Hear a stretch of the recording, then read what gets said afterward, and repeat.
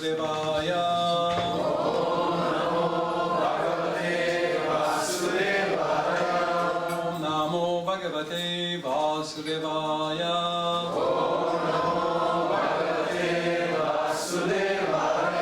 Namo Bhagavate Vasudevaya.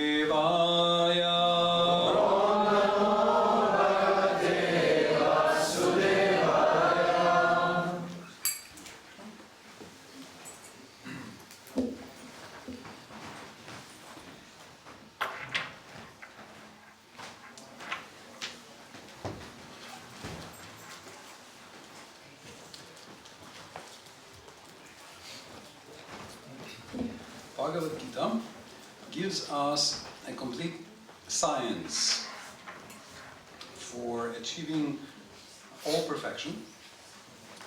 It discusses all the yogas, all the different levels and varieties of yoga. And in chapter 17, after Krishna discusses the divine and demoniac natures, Arjuna is asking a question. He says, what if a person doesn't follow the divine rules or principles from the scripture, but he tries to do something good? He tries to either practice some discipline or do some good things, or maybe even give charity. So what is their position? Because Krishna in chapter 16, he concluded by saying that those who are divine, they will follow the principles of scripture on one side, and they will not follow their whimsical desires. Kama. Some whimsical, usually translated as lusty desires.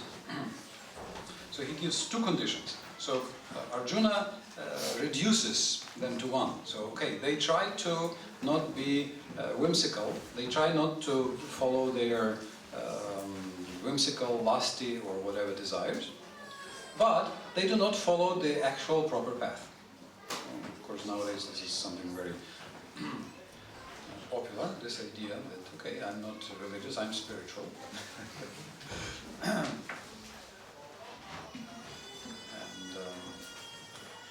many arguments are there. So, Krishna says, no problem. Then it's easy to decide by judging which guna the person belongs to.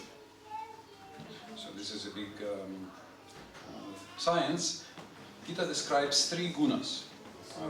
In general, Veda describes three gunas, three modes. And everything in this world can be in three modes. Thank you. Like, for example, if this were, let's say, whiskey. Okay. This would make me intoxicated, and so this would be maybe fun to watch for 1 minute, maybe 2 minutes, but not much longer, and not from a close distance. So that's tamagun, or ignorance, the lower modes. Then, what if this were some very elaborate cocktail with, I don't know, what rajasic drink we can you imagine some rajasic drink? Coca-Cola. Bloody Mary. Just Coca-Cola. Coca-Cola. Okay, yes, some caffeine is there. Yeah, it has orthophosphoric acid, very helpful after the feast, not before the feast. It eats through the big collection of prasadam in your stomach. Let's see. This is water.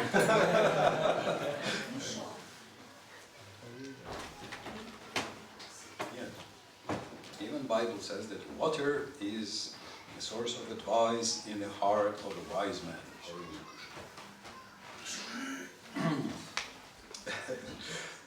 So Krishna describes all things. I remember the first time I was exposed to these three modes, I was surprised that, of course, we are interested in, because sattva gun, goodness, is connected to knowledge. So we are interested in knowledge.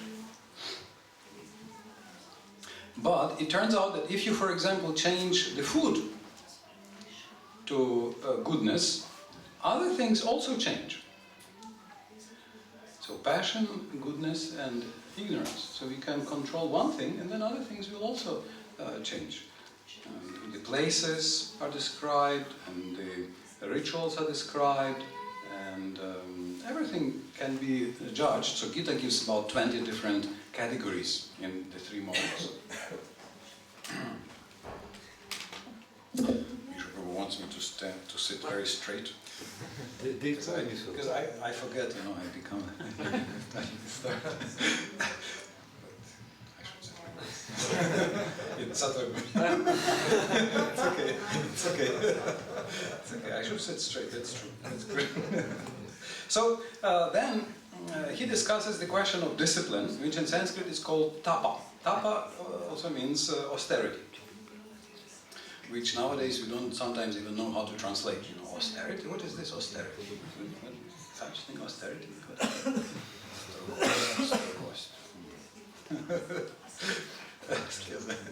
So Krishna describes that yes, there is austerity in ignorance. There is austerity in passion. And there is austerity in goodness. And when he describes austerity in goodness, in the Gita, he says that it is practiced in three, on three levels. On body, mind, words, BMW. Body, mind, words. That's what I heard recently, BMW. Body, mind, words. He practiced on three levels. So, on the level of the body, he describes that this is being non-violent, this is worship of the Lord and superiors. Prabhupada says like father and mother, or this is one important place, and cleanliness. This is the austerity of the body. And then austerity of the mind. If you didn't read, you will never guess. Austerity of the mind. The first thing in the austerity of the mind is satisfaction. So it turns out that suffering is easy. What's difficult is being satisfied. And this is yoga. It's the first rule of yoga, being satisfied. And it's not the result of yoga, it's the rule. It's niyama, santosha, satisfaction. And this is what attracts us so much in Oriental culture when we come there, because they know it. That satisfaction is our decision. It is not the result of having enough things or having this or that. It's something you decide. And we see also that some people in the West, like we have this giving club, I think founded by Warren Buffett, one of the richest people in the world. What's it called? Giving club. They have they take a pledge. They make a promise that they will give away before they die. They give away at least half of their possessions. Like Prabhupada describes, 50%. And many of these people, like the founders of Google and the director Eric Schmidt and Dell Computers, Michael Dell. So they, many people like this, they have this rule that they have a salary of $1 a year. Because they realize if you don't say, at one point, if you don't say this is enough, then you will never say this is enough. Greed cannot be satisfied, can never be satisfied. So this is a secret of satisfaction. This is what attracts so much when you come to India or some other Oriental places. The people know it, and there is some sense of inner dignity and satisfaction, which produces some kind of happiness. So happiness and even some joy. This is very attractive. So you can see that poor people are able to be satisfied and rich people are able to be satisfied, which is quite surprising and quite attractive. Of course, things are changing. So I remember 20 years ago, the first thing you noticed in India were the smiles, and the first things you noticed coming from India is the absence of smiles. Yes, and now, like about 10, 15 years ago, the smiles became less, a little less. Were there, but less. Now, it's incredible. Everybody has a poker face. I don't know. And in the West, they learn to smile. So I don't know. Maybe maybe in the West they finally take to yoga, and in India they watch too much TV. I think that's the reason, actually. That this is happening. Smile and so satisfaction is the first austerity of the mind. Also, wishing well to others is the first. Is one of the austerities of the mind. Wishing others well. And austerity of the speech. So these are three types of austerities in goodness. Krishna describes, done for the satisfaction of the Lord. And austerity of the speech has 5 elements, which we have on the board. And if you, so we will have, I would say, so people who used to practice yoga, they will love it. I think Enneagram type 8 will not like it. What is described here. Why? So maybe we will read first word for word, and then we will read the Sanskrit, and then I will mention the 2 verses that I heard many years ago about 4 symptoms of a person who has come from heaven. And also the verse I heard about the 4 symptoms of a person who has come from hell. How do we recognize? Like sometimes you need a good argument from Shastra to talk to a person. Hey, it says that. Caught my attention, and usually somehow people always ask me, what were these verses about the 4 qualities of a person coming from heaven? So there is some connection here between this verse and those qualities in person coming from heaven and person coming from hell. So word for word here, the first word is connected. We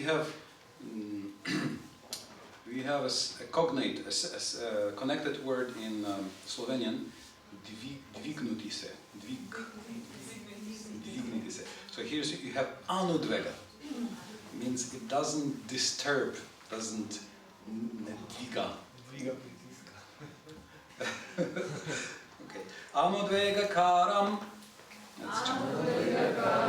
Not agitating.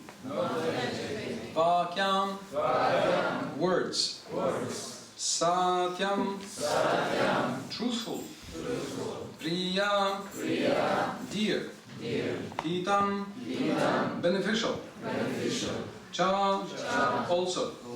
Yat, which. Svadhyaya, of Vedic study. Abhyasanam, practice. Cha, also. Eva, certainly. Vakmayam, the voice. Tapa, austerity. Uchyate is said to be. So let us chant. Okay, I'll read the translation one time, and then we'll read the Sanskrit. Austerity of speech, Krishna says, consists in 5 things. Speaking words that are truthful, pleasing, so satyam, pleasing, priya, beneficial, hitam, not agitating to others,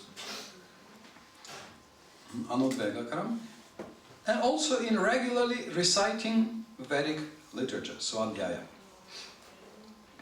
So let us chant. Anodvegakaram vakyam, satyam priyahitam chaya, svadhyaya vyasanam chaiva, vangmayam tapauchate. Anudvegakaram vakyam, satyam priyahitam chayat, svadhyaya vyasanam chaiva, vangmayam tapauchate. Anudvegakaram vakyam, satyam priyahitam chayat, svadhyaya vyasanam chaiva, vangmayam tapauchate. Somebody else would like to chant this verse? Somebody else could chant this verse? Anudvegakaram vakyam, satyam priyahitam chayat, sadhyaya vyasanam chaiva, vanmayam tapauchate. Anudvegakaram vakyam, satyam priyahitam chayat, svadhyaya bhuyasanam chaiva, vanmayam tapauchate. Ladies, somebody would like to chant? Please.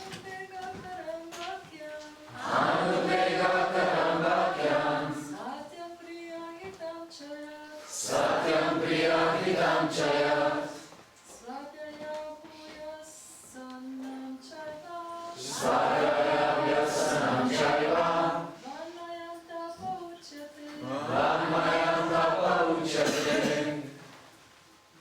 Okay, so Krishna says that austerity of speech, so he describes now the good austerity which is in goodness, austerity which produces good results.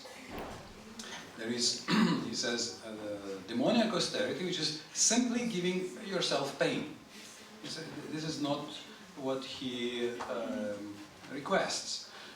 So here he says that this is goodness, and this austerity, you can see it's very elegant. It's not something that's actually painful. It's not painful. It doesn't mean you just sit hungry for 3 days, or sit in cold water for more than 20 seconds. 20 seconds is okay. 5 seconds. So it's more connected to consciousness and to your mind, to your heart. So the first thing he mentions, anudvega karam, not disturbing. So speaking things which do not disturb. That's the first thing. Then the next one, satya. So in other words, it's easy to say things which are disturbing. Much easier.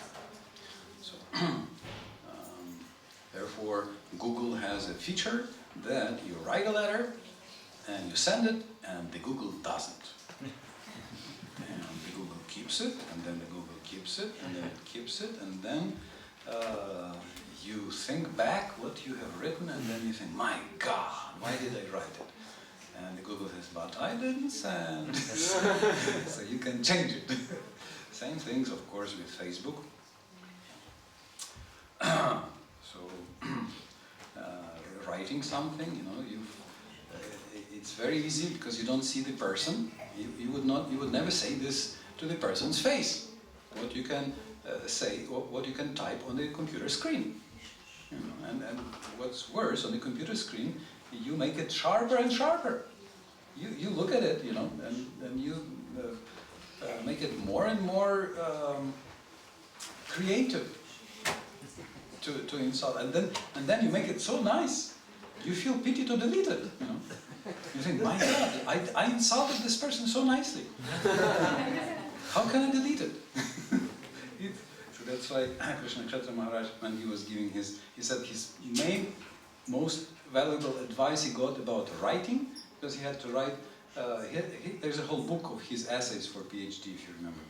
So he had to write a lot of essays, a lot of things. So he says the best advice he got about writing was from another writer, and it was, this requires a commentary, but in short, kill those babies. Because you feel, this is like my baby, you know. I wrote it, it's such a nice sentence. Somebody even said that if you like it, rewrite it.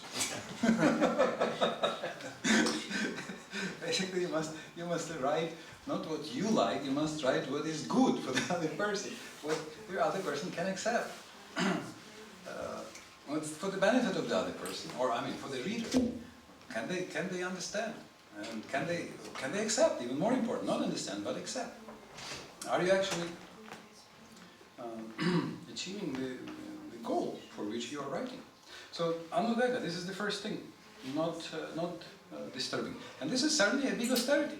I mean, if any one of you ever edited any of your emails or Facebook comments, you know it's an austerity.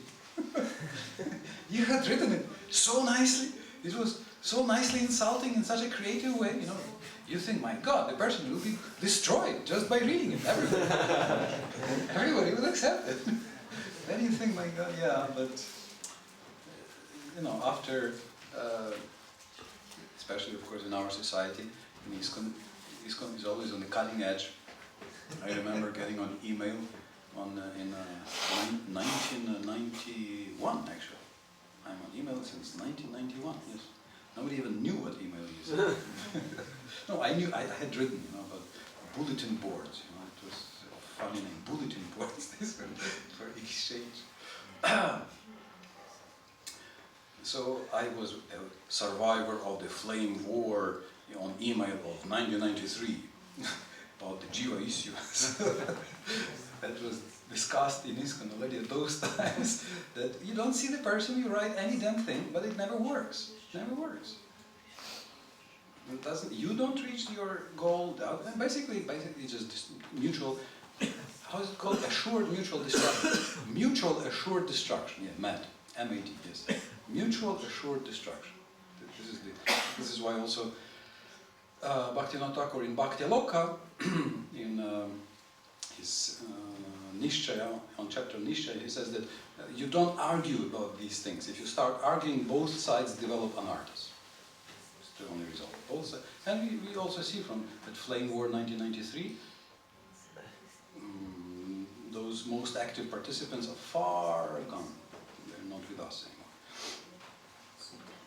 So Anudvega, this is the first thing. Here, Krishna mentions. You think, what will be the... who has ever had to edit your email or comment, or anybody had to rewrite? Anybody ever rewrote your comments, SMS or anything? Congratulations, yes. So you know, was it austere? You know? So you know the meaning of austerity of speech. Yes. Way to go, brothers and sisters, fathers and mothers, sons and daughters. Yes, that's what Krishna says. So how? So he says, he gives some next criteria. He says, Satyam must be true. Well, that's obviously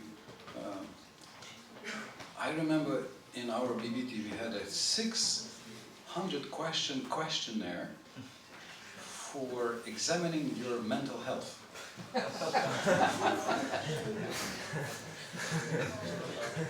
We had a lot of fun in BBT.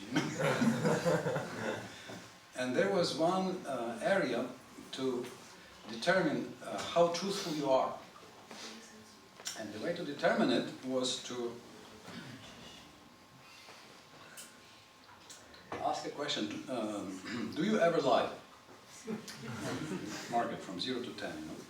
So the more you say you never lie, the more you are a liar.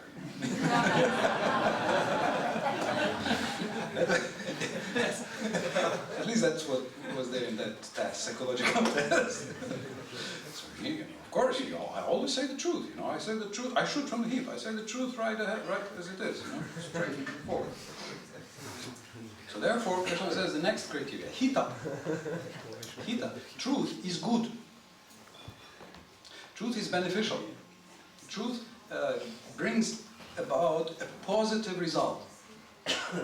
So this requires that the other person is able to take it. Right? So first of all, for us, this is the idea that I must ask myself, what is my purpose in speaking this truth?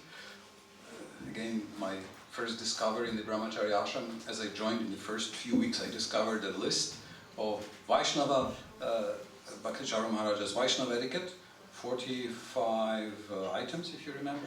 He had a list, and item 31 declared that a Vaishnava does not chastise anybody except his or her disciples and children.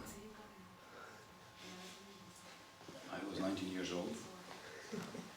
I thought, my God, disciples I don't have, children also don't have.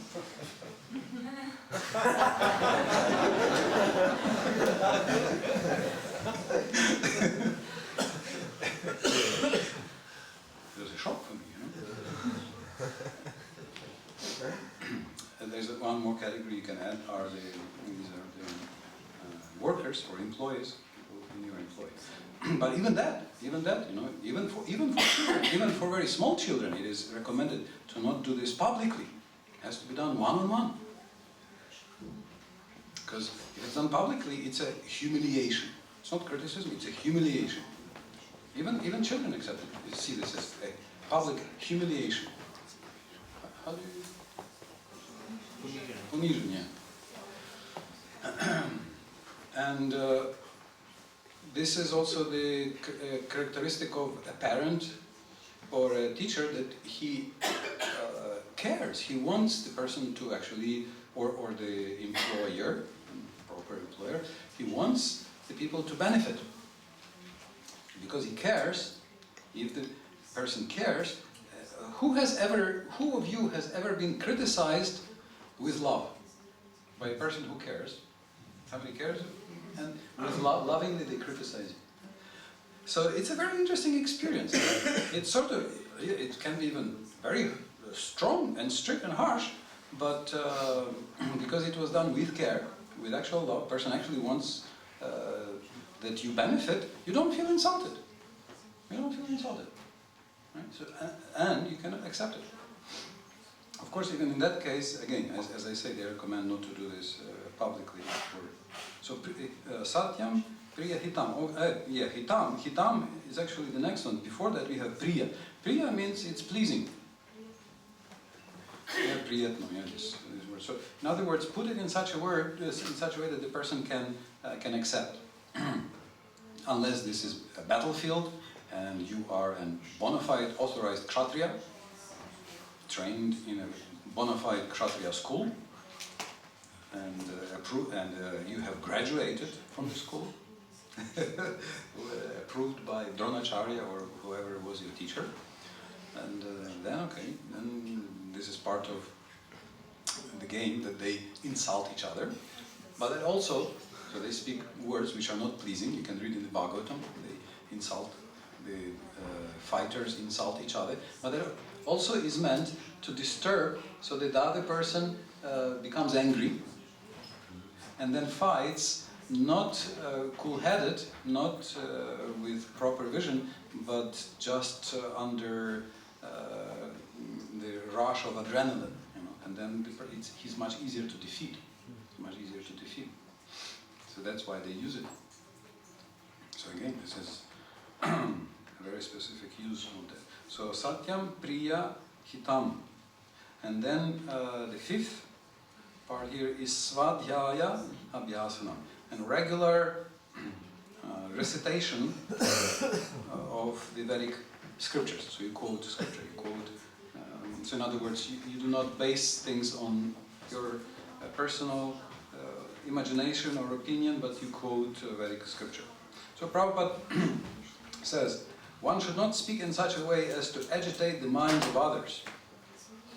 Of course, when a teacher speaks, he can speak the truth for the instruction of his students.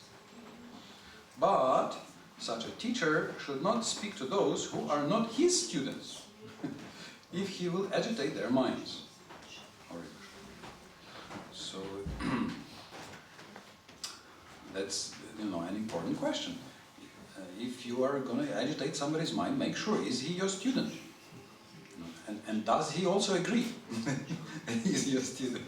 Maybe you think he's your student, but maybe he doesn't think he's your student.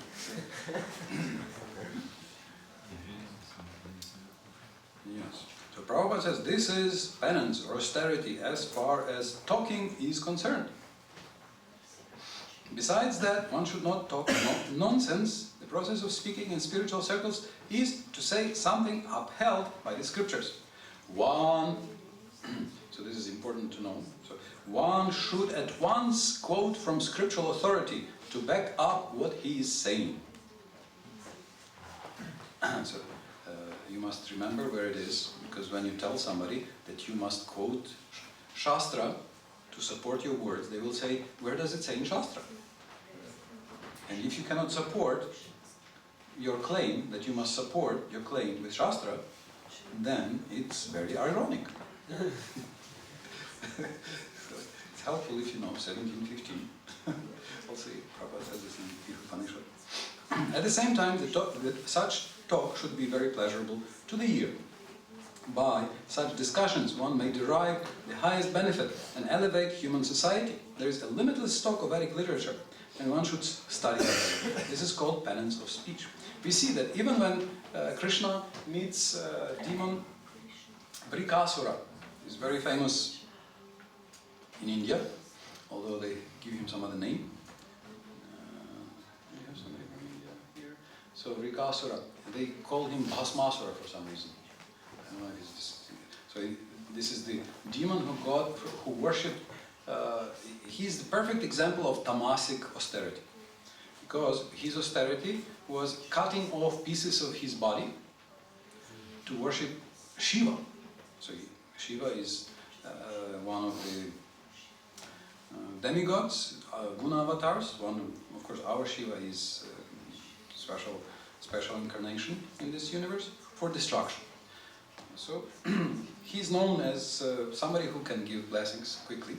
So this person started worshipping him, and he was offering pieces of his body. He was cutting off pieces of his body and offering in the fire for Shiva, which is certainly not recommended and not a very intelligent way to worship. And then he was worshipping for some time, and Shiva didn't come.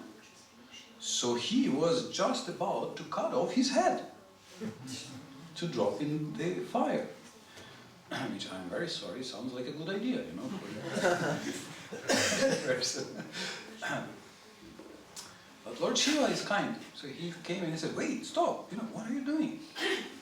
He says, "Oh, I want a blessing." He said, "Okay, what blessing do you want?" He said, "Whomever I touch, their head will burst."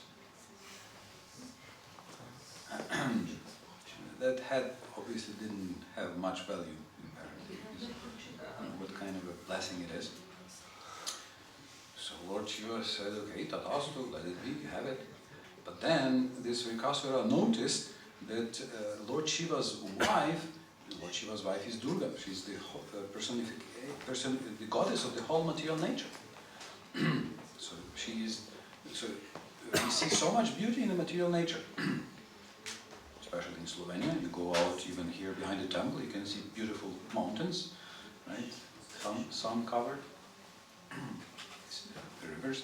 So all of that was just a reflection of some of the expansion of her beauty, which, of course, is Krishna's reflection of Krishna's beauty. So he saw her, and he felt lusty about her. So he immediately, Shiva gave him this blessing, and he immediately tried to kill Shiva. Shiva is, trying to run away. He's pursuing Lord Shiva, but Shiva, Shiva is in a difficult situation because, that's his blessing. So then finally they come to a place where Krishna, Vamana is there. So then Vamana approaches this Vrikasura and he says, "Oh, you seem so tired. You're running so much. Why don't you take a little rest?" And then he says, it struck me how Krishna, he took a form of a young student brahmachari. Approaches Vrikasura and he says, "If you think, I'm such and such, if you think that your story can be told to me, if you think that I'm qualified to hear your story, I would be very interested while you take rest, because body must be protected. Your body must be, it's very important, yes, physical body, you must take care. So you look very tired, take a little rest. And if you think I'm qualified to hear your story, can you please tell me your story?" So you can see, Krishna spoke very softly, in a very pleasing way, and in a very humble way. He's God. He could do anything. Anything. But he acts in such a gentle way. And of course we know that Vrikasura says, "Okay, I got this blessing, and so I'm trying to kill Shiva." And of course,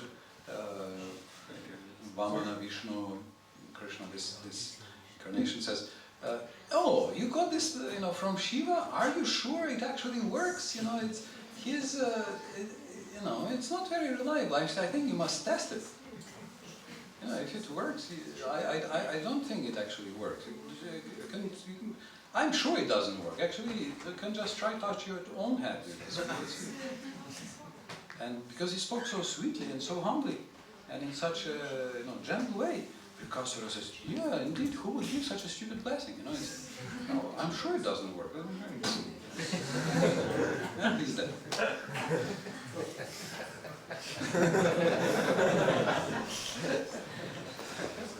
So that's chapter 88 of the 10th canto. And there are many points connected to this. But it's interesting how sweetly Krishna spoke to this demon, Vrikasura, and it actually worked. So, what are the 4 symptoms of a person coming from heaven? And what are the 4 symptoms of a person coming from hell? I first heard it in a class on the Bhagavatam from Radha Govinda Maharaj. And because it's such an intriguing subject, I found it in Chanakya Niti, chapter 7. So there he says, so we will see something similar, something connected to this verse. He says, "Svarga sthitanam," Svarga is heaven, "Iha jiva loke," those who came here from the heavenly planets, from the higher planets, in the material world, not the spiritual world. "Chatvari chihnani vasanti dehi." They have 4 symptoms. First, dana prasango. They like to give charity. Madhura chavani. They like to speak in a pleasing way. Madhura, we have the word mead, honey. Madhura chavani. Devarchanam. they like to worship the Supreme Personality of Godhead. And Brahmana Tarpanam Cha. They like to satisfy learned priests or teachers. So these are the four symptoms that Chanakya lists. Dana Prasanga, they are love for giving charity, sweet words, worshipping the divine, and satisfying learned priests. So these are the four symptoms if you came from heaven. Now, four signs that a person has come from God's side. Narakastitana. These are listed here. Atyanta Kopa. This is uncontrollable or unending anger. So the anger which never ends. So everybody sometimes can become angry, but this is Atyanta Kopa. This is exceeding or not ending anger. So uncontrollable anger. Katuka Chavani. Bitter words. Actually, Katuka is sour, that means if you're coming from the other side, you like to speak very sour or bitter words, you become expert in that. Of course, modern culture oftentimes encourages this. So much of comedy nowadays is based on that. Basically making fun of each other or of somebody. And then there are different variations. So the one I heard as it was quoted by Radha Govinda Maharaj was Sarogata. So it means unending disease. Somebody is already born with some disease or some disease that cannot be mitigated. So it makes you you cannot do anything about it. And Svajaneshu Vairam. This is interesting. Svajana, yeah. Being inimical to your own people. Being inimical to your own people.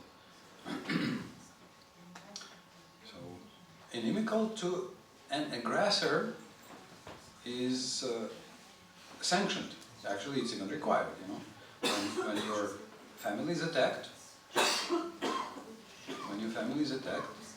then you do your best to protect. Prabhupada says we are not pacifists.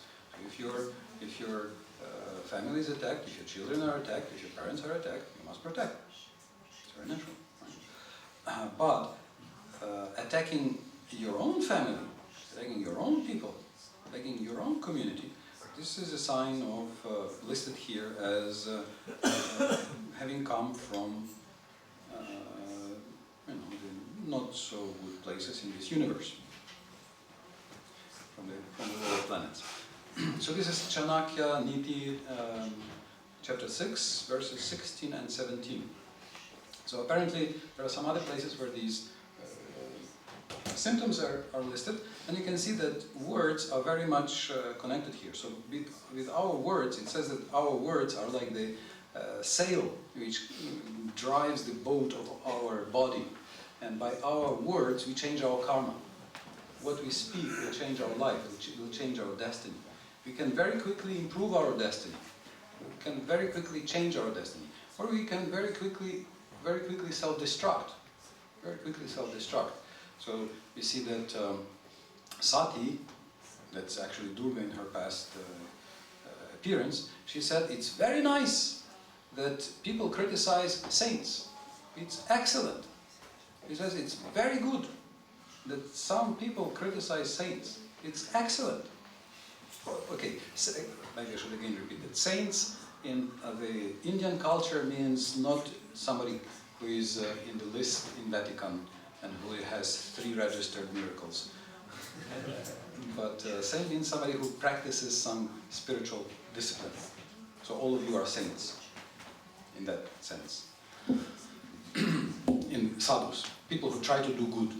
So that's how it's used in India. So she says it's very good that such good people are criticized. She says why? Because people who criticize, they destroy themselves very quickly. they degrade and disappear very quickly. And also, you can oftentimes see that if somebody is even so powerful as Prahlad, as Hiranyakashipu, Prahlad's father, by attacking Prahlad, he's even though he ruled the whole universe, he's destroyed. He kills himself.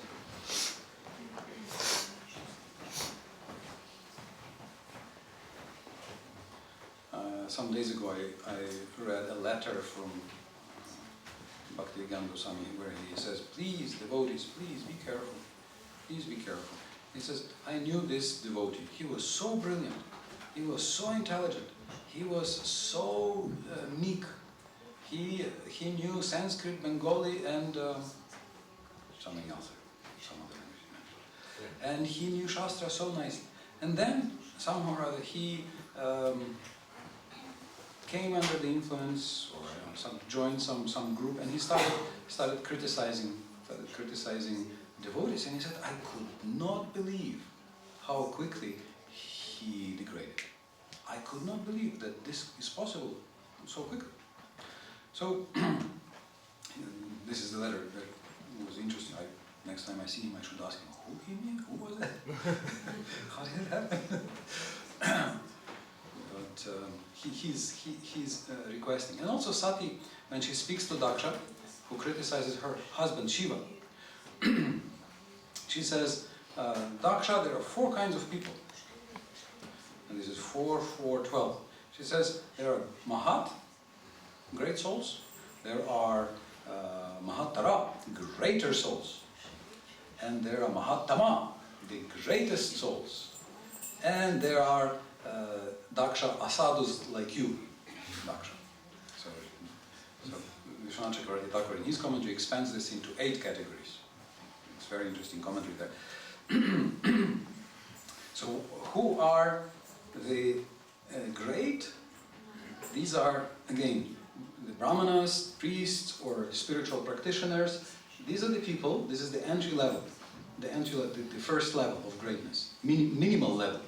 These are people who may see bad, but they don't stop seeing the good.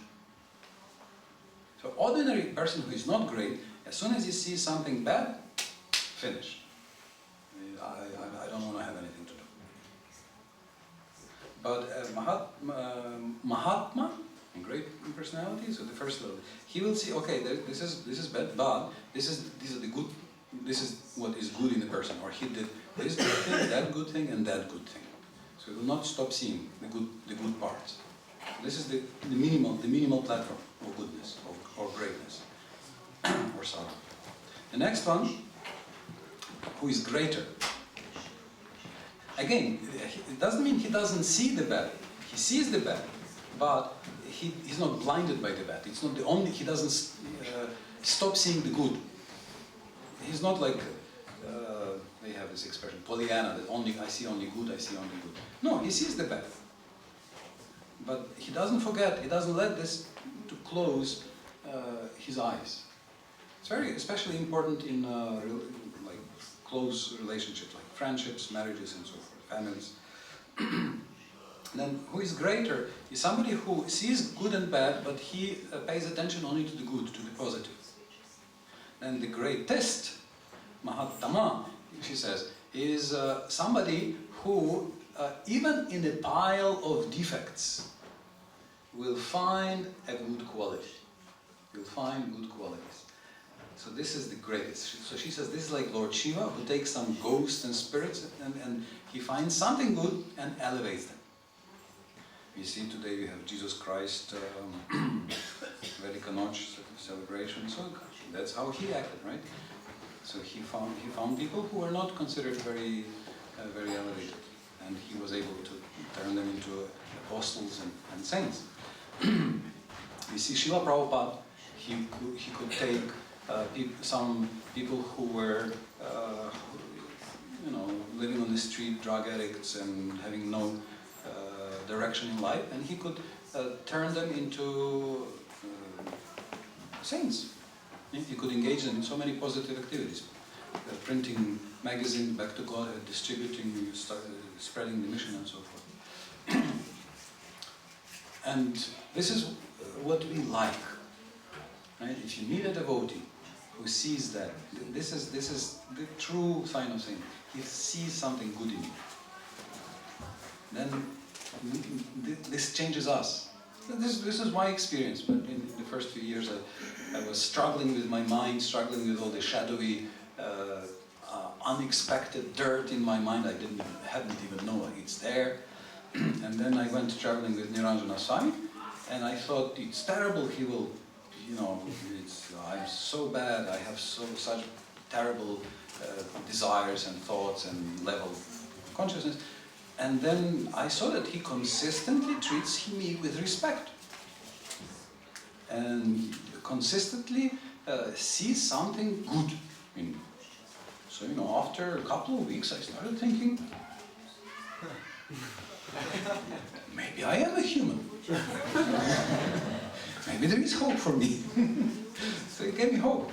To persevere on the path of Krishna consciousness. For good or bad. For you to judge. It's for you to judge. So let's be like that.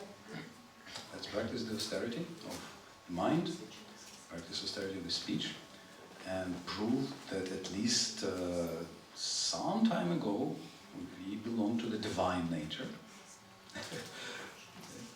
And then the society will be flourishing. Hare Krishna, Hare Krishna, Krishna Krishna, Hare Let's use a couple minutes for maybe some questions, if there are some. Okay, who has questions? Let's first think 1, 2,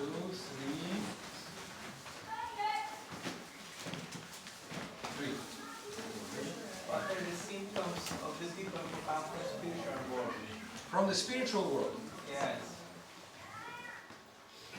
What are the symptoms of people who come from the spiritual world?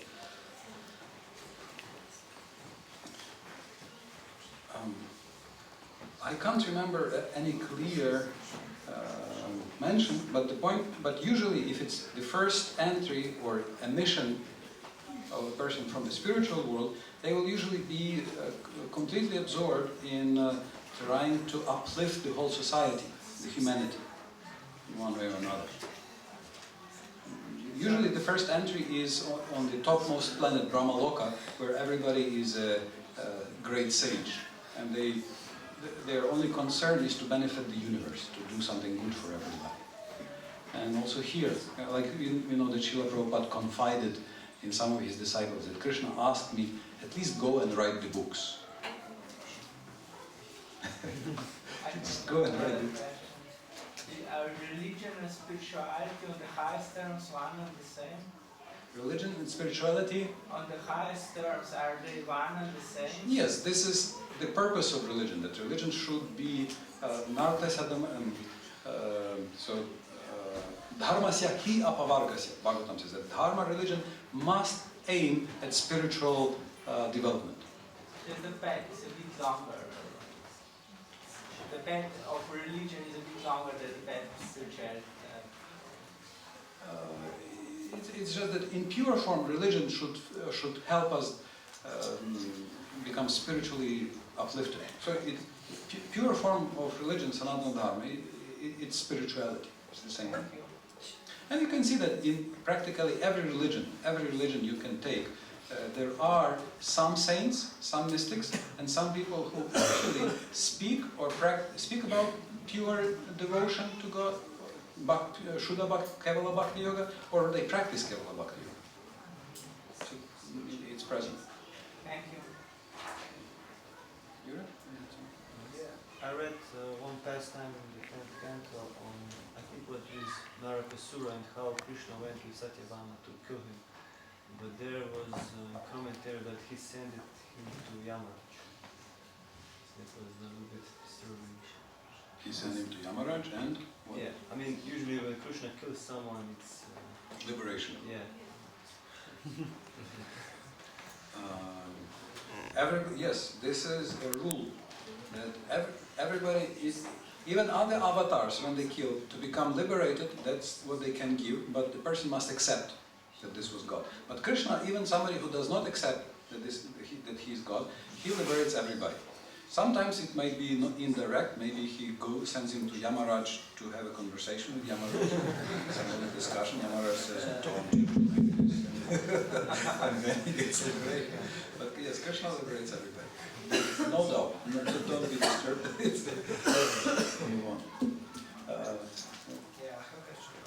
Sometimes some people, like Jesus Christ, for example, speak truth very bluntly, but still they are criticized. Like other people are angry because, like, they don't understand that this was. This doesn't sound pleasantly for them. But the Siddhanta was also criticized for them. How can we distinguish between a person who speaks the truth pleasantly and the person who speaks the truth bluntly? Straightforward. Sometimes it's not so clear, this border. So you can see Prabhupada gives us a criterion that he says, of course a teacher can speak. He can speak for the instruction. So that means that he can, sometimes he has to disturb. He has to wake up. You see, Ishopanishad is written in a very disturbing way, if you read the direct text, or some other shastra. Sometimes they try to wake you up. They aim to disturb. But not everybody accepts the position of a disciple or of a student. So that's already a different, the next question. So this is where we see this advice from Prabodhananda Saraswati Pat, who says that you please approach everybody and say, oh sir, you're so learned, you're so amazing, you're so wonderful, you're so successful, you're so powerful, you know so much. Please throw it all away and just accept the message of Gauranga Mahaprabhu.